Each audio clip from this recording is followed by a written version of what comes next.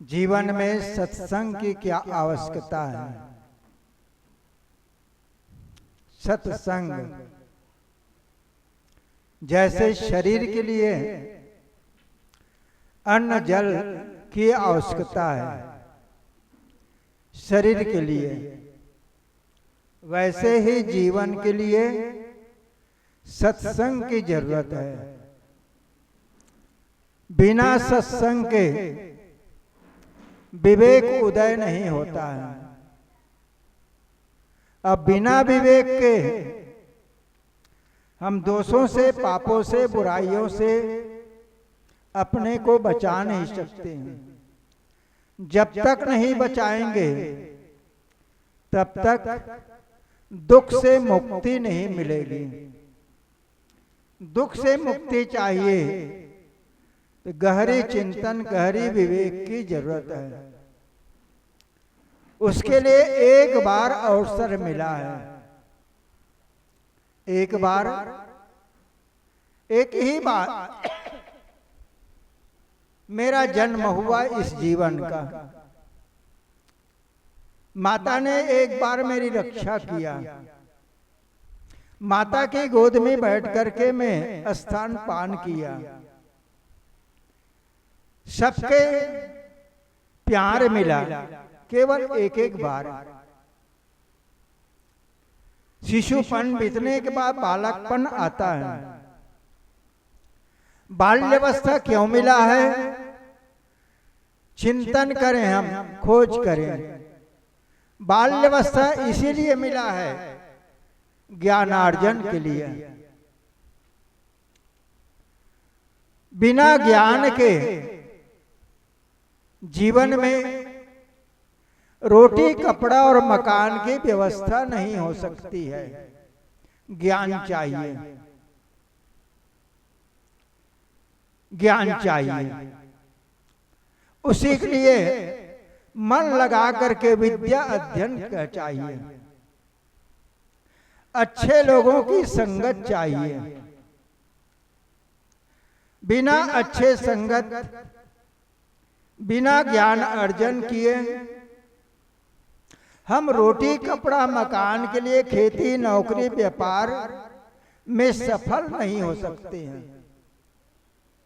वही बेटी बेटा सफल होता है जिन्होंने लगन के साथ विद्या अध्ययन किया है।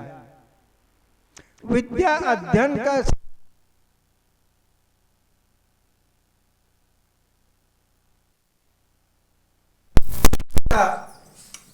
दोबारा अवसर आए कि ना आए, केवल एक बार मिला है विद्या अध्ययन का समय।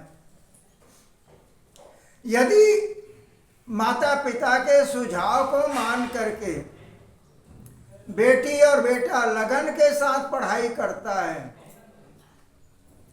उसका जवानी भरपूर संपन्न हो जाता है धन और जन से। एक बेटी है, उसे तुम भेज दो, जा प्रयागराज अकेले। हिम्मत नहीं है, हिम्मत नहीं है कहेगी। लेकिन वही बेटी माता पिता के संरक्षण पाकर के पढ़ाई किया तो बेटी कलेक्टर बन गई, कलेक्टर बन गई। सच्ची घटना है मंगल रोड भैंस मंडी का। कलेक्टर बन गई। उसके लिए घर में ही सवारी साधन आ गया। प्लेन में बैठी पहुंच गया फैजाबाद अयोध्या। उसके लिए सुंदर बंगला मिल गया, अंगरक्षक मिल गए, गाड़ी चलाने वाला गाड़ी भी मिल गई। अकेले गई। क्यों? क्योंकि उन्होंने अपने जवानी को, युवावस्था को मन मार करके इधर उधर लक्ष्य न दे करके विद्या अध्ययन में मन से लगन से अध्ययन किया। आज कलेक्टर के पद में है। फैजा अयोध्याबाद में मंगल रोड भैंसमुंडी की घटना है। अकेली बेटी, न माता पिता उनके अंगरक्षक है, सरकार उनके अंगरक्षक है। अंगरक्षक यहां से वहां तक कहीं भी जाएगी, अंगरक्षक चाहिए। कैसे हुआ? बाल्यावस्था में एक भरपूर विद्या अध्ययन किया वह बेटी तो कलेक्टर बन गया। कोई बेटा है आईएएस अफसर बन जाता है, कोई बेटा अच्छे कृषक बन जाता है, कोई बेटा बेटी है अच्छे व्यापारी बन जाता है। क्यों बनता है? माता पिता के सुझाव को मान करके भरपूर अध्ययन किया। लेकिन उसी के ही भाई और बहन है, माता पिता के सुझाव नहीं पाया, नहीं मिला, माता पिता के अनुसार नहीं चला, तो भरी जवानी में 2 रोटी के लिए तरसता है, मजदूरी करता है। उसी का भाई जो कलेक्टर बना, इंजीनियर बना, आईएएस अफसर बना, उसी का भाई और बहन है।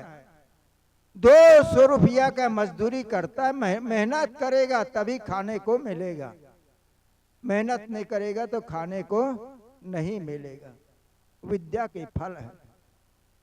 तो जवानी यहाँ पर जो लोग बैठे हैं इसमें कुछ जवान हैं, धनार्जन करते हैं, जिन्होंने कुशलता के साथ विद्या अध्ययन किया, वो अच्छे कर्मचारी बना, अच्छे व्यापारी बना, अच्छे किसान बना।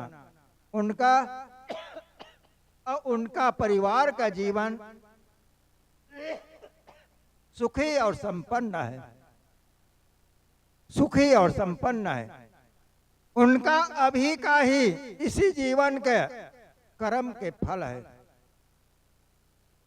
पढ़ाई न किया होता, जवानी में इतना धन कहां से पाता? जो व्यापारी, जो अफसर है, जवानी में कार्य क्षेत्र में जाता है, लाख लाख रुपया पाता है, लेकिन 60-62 साल के बाद सेवा मुक्त हो जाता है। सेवा मुक्त होते ही घर में ही उसे पेंशन मिलता है। घर बैठे 50,000, 60,000, लाख लाख रुपया पेंशन मिलता है। उसका जीवन भरपूर सुखी और संपन्न। ये कैसे हो रहा है? क्रमशः बाल्यावस्था विद्याध्ययन किया, जवानी में धनार्जन किया, तो बुढ़ापा में उसे पेंशन मिल रहा है, भरपूर पेंशन, भरपूर पेंशन। लेकिन याद रखिए, ये बुढ़ापा क्यों मिला है? मोह माया में फंस करके, पुनः नाती पोते बेटा बहू के पीछे फंस करके हम अपने जीवन को बर्बाद न करें। बुढ़ापा को, बुढ़ापा एक बार मिला है, एक बार। क्यों मिला है? भजन और सत्संग करने के लिए मिला है। बोलिए सद्गुरुदेव की जय। बैठ जाइए सब, बैठ जा, बैठ, सभी शांति से बैठ जा। बाद में बंदगी करना। बुढ़ापा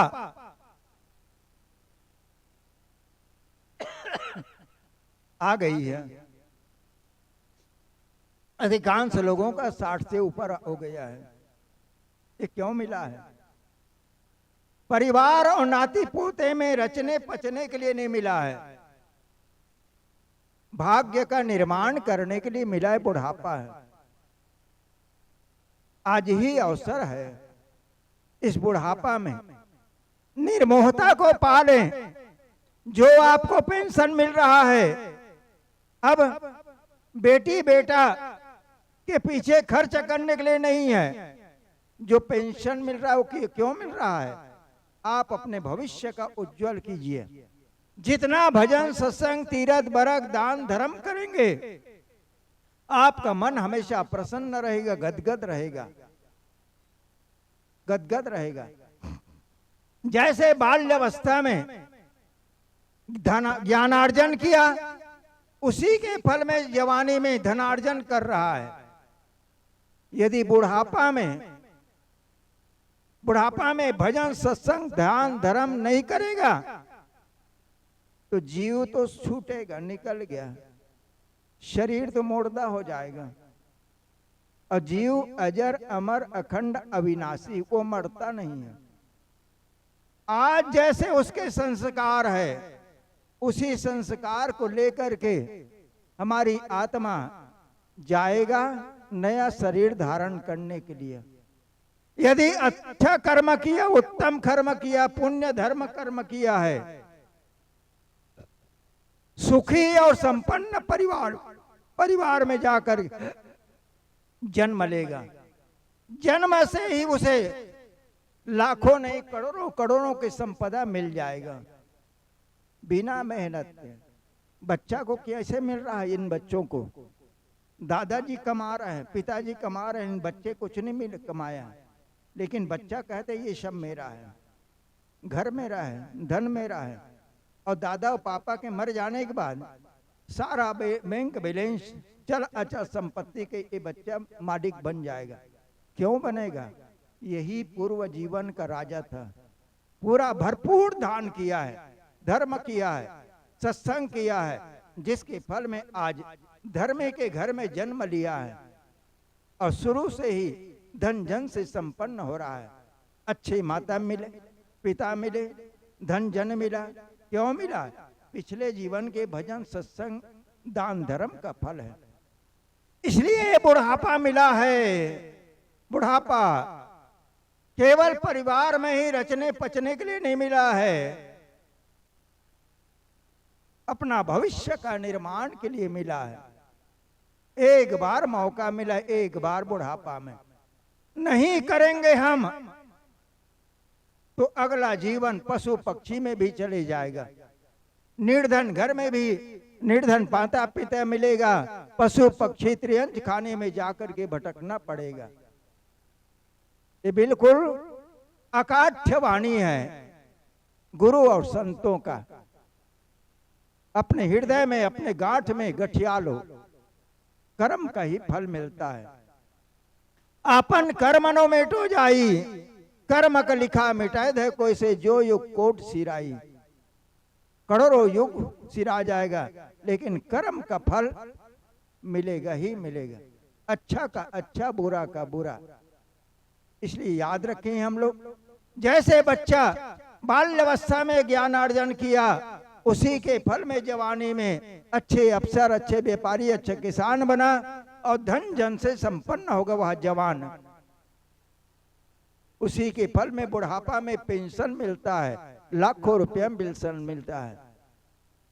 और वही सत्संग भजन तीरथ व्रत दान धर्म करता है, वही बूढ़े बाबा है, तो उसी के फल में अगला जीवन उसी के संस्कार से सुखी और संपन्न परिवार में जाकर के जन्म लेता है। याद रखें, ये सब अवसर एक बार मिला, एक बार। जो चूक गया फिर उसका नहीं ठिकाना, ए मोक्ष मार्गी संभल संभल के जाना। जो चूक गया फिर उसका नहीं ठिकाना, ए मोक्ष मार्गी संभल संभल के जाना। एक बार मिला है हम लोगों के जीवन। क्यों मिला है? केवल धन जन की विकास करते हुए भजन करने के लिए मिला है, सत्संग और ध्यान करने के लिए मिला है, अपना भाग्य का निर्माण करने के लिए मिला है। उसके लिए समय आज वर्तमान है। वर्तमान में ही भविष्य का निर्माण होता है। बच्चे का वर्तमान है तो जवान का भी वर्तमान है, तो बूढ़े लोगों का भी वर्तमान है। सब अपने अपने भाग्य का निर्माण कर सकते हैं। मैं अपने वाणी को विराम देता हूँ।